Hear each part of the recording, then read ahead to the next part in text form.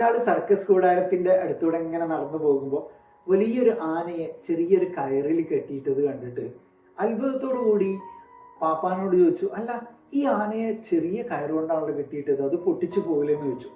അപ്പോൾ പാപ്പാൻ പറഞ്ഞു, ഈ ആന ചെറിയ കുട്ടിയായിരുന്ന സമയത്ത് അതിനെ കെട്ടിയിരുന്നത് ഞങ്ങൾ ഈ കയറ് വെച്ചിട്ടാണ് എന്ന് പറഞ്ഞു. എന്നിട്ട് അത് പൊട്ടിക്കാൻ കുറെ ശ്രമിച്ചു, അതിന് കഴിഞ്ഞില്ല. അപ്പോൾ ഈ കയറ് ഇനി ജീവിതത്തിൽ അതിന് പൊട്ടിക്കാൻ കഴിയില്ല എന്ന് ഒരു ഉറച്ച വിശ്വാസമായി അതിന്റെ മനസ്സിലുണ്ട്, അതുകൊണ്ട് അതൊരിക്കലും പൊട്ടിച്ചു പോവില്ല എന്ന് പറഞ്ഞു.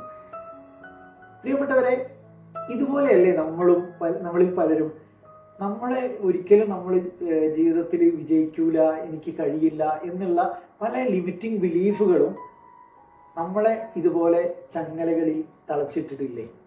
Hi, I am Jafar Ali, I am a conscious living coach.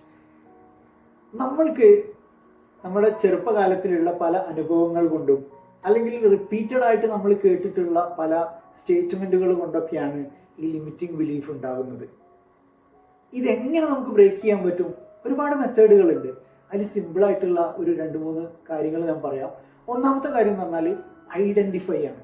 നമ്മളുടെ ചിന്തകൾ എന്താണ് നമ്മളെ ലിമിറ്റിംഗ് ബിലീഫായിട്ട് അവിടെ കിടക്കുന്നത് എന്ന് ഐഡന്റിഫൈ ചെയ്യാം. എനിക്ക് വേദിയിൽ സംസാരിക്കാൻ കഴിയില്ല എന്നുള്ളതാണോ, അല്ലെങ്കിൽ എനിക്കൊരു ബിസിനസ്സുകാരനാവാൻ കഴിയില്ല എന്നുള്ളതാണോ? ആ ലിമിറ്റിംഗ് ബിലീഫിനെ തിരിച്ചറിയാം എന്നുള്ളതാണ് ഒന്നാമത്തെ കാര്യം. രണ്ടാമത്തെ കാര്യം എന്ന് പറഞ്ഞു കഴിഞ്ഞാൽ ക്വസ്റ്റ്യൻ ചെയ്യാം. എന്തുകൊണ്ടാണ് എനിക്ക് കഴിയാത്തത്? ഇതിന്റെ മുന്നേ പല അനുഭവങ്ങളിലും ഞാൻ പല കാര്യങ്ങളിലും വിജയിച്ചിട്ടില്ലേ എന്നുള്ള ക്വസ്റ്റ്യൻ നമ്മൾ ചെയ്യുമ്പോൾ നമുക്കത് അതിനെ ഐഡന്റിഫൈ ചെയ്യാനും അതിനെ നെക്സ്റ്റ് ലെവലിലേക്ക് കൊണ്ടുവരാനും സാധിക്കും. മൂന്നാമത്തെ കാര്യം എന്താണെന്ന് വെച്ചാൽ എനിക്ക് കഴിയില്ല, എന്നെ കൊണ്ടൊന്നിനും സാധിക്കില്ല എന്നുള്ളതിന് പകരം ഞാൻ ഈ കാര്യം പഠിക്കും, എനിക്ക് പഠിക്കാനുള്ള കഴിവുണ്ട്, ഞാൻ പഠിച്ചുകൊണ്ടിരിക്കുകയാണ് എന്നുള്ള പോസിറ്റീവായിട്ടുള്ള വേർഡ്സുകൾ ഇങ്ങനെ ഉപയോഗിച്ച് നമ്മളിങ്ങനെ റിപ്പീറ്റഡ് ആയി പറഞ്ഞുകൊണ്ടിരിക്കുക. ഇങ്ങനെ ഇത് കണ്ടിന്യൂസ് ആയിട്ട് ചെയ്യുന്ന സമയത്ത് നമ്മുടെ മനസ്സിന് തന്നെ ആ ഒരു മാറ്റം നമുക്ക് കാണാൻ സാധിക്കും. അപ്പോൾ നമ്മൾ മനസ്സിലാക്കേണ്ടത് ഒരിക്കലും നമ്മൾക്ക് മറ്റുള്ള എക്സ്റ്റേണൽ ആയിട്ടുള്ള കാര്യങ്ങളിൽ നിന്നല്ല നമ്മൾ തളർന്ന് ഇരിക്കുന്നത്. നമ്മളെ തളർത്തുന്നത് നമ്മൾ തന്നെയാണ് എന്നുള്ളത് മനസ്സിലാക്കുക. നമ്മുടെ ചിന്തകളാണ്.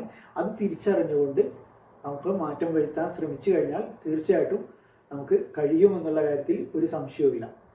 അപ്പോൾ നിങ്ങൾക്ക് സാധിക്കട്ടെ എന്ന് ആശംസിക്കുന്നു. Thank you.